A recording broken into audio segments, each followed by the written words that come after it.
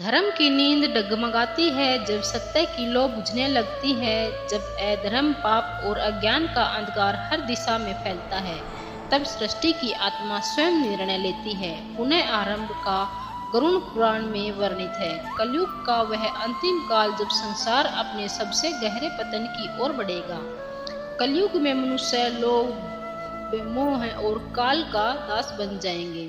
धर्म केवल नाम रह जाएगा, मंदिर केवल ईंट पत्थर के ढांचे बन जाएंगे और भक्तियों में पाखंड भर जाएगा। जब गुरुओं का सम्मान नहीं बचेगा, शिष्य गुरु से बदला लेंगे, पुत्र पिता को त्यागेगा और भाई ही भाई का शत्रु बनेगा।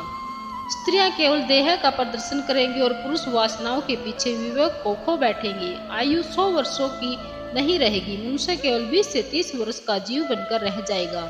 शरीर तो जीवित होगा लेकिन आत्मा खो जाएगी।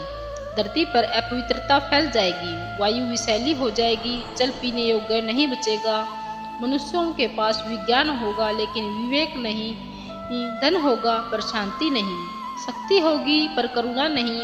और जब पाप अपने चरम पर पहुंचेगा, जब धर्म के अंतिम बचे हुए अंश भी नष्ट हो जाएंगे, जब प्रकृति विद्रोह करेगी, भूकंप धरती को चीरेंगे, सूर्य का ताप असहनीय हो जाएगा, बाढ़, सूखा, अग्नि, तूफान सब एक साथ फैलेंगे। रात्रि और दिन की सीमाएं टूट जाएंगी, आकाश से अग्नि की वर्षा होगी और तब साक्षात भगवान विष्णु प्रकट होंगे अपने अंतिम अवतार में, कल्कि अवतार। संबल ग्राम में एक तपस्वी ब्राह्मण के घर विष्णु यश के पुत्र के रूप में भगवान श्री हरि जन्म लेंगे। उनके हाथ में होगी तेजस्वी तलवार, प्रदंड उनका वाहन होगा, दिव्य अश्व देवदत्त, वह युद्ध का समय होगा। धर्म और अधर्म के बीच अंतिम निर्णायक युद्ध कल्कि भगवान सभी अधर्मियों, पाखंडियों, दुराचारियों और पापियों का संहार करेंगे।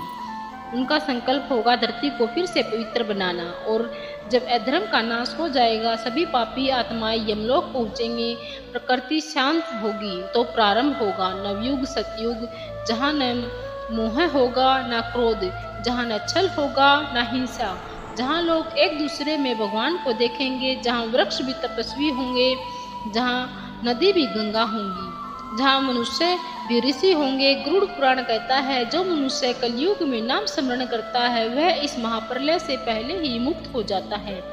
ना कोई व्रत, ना कोई तीर्थ, ना कोई यज्ञ, केवल हरि नाम ही कलयुग का रक्षक है।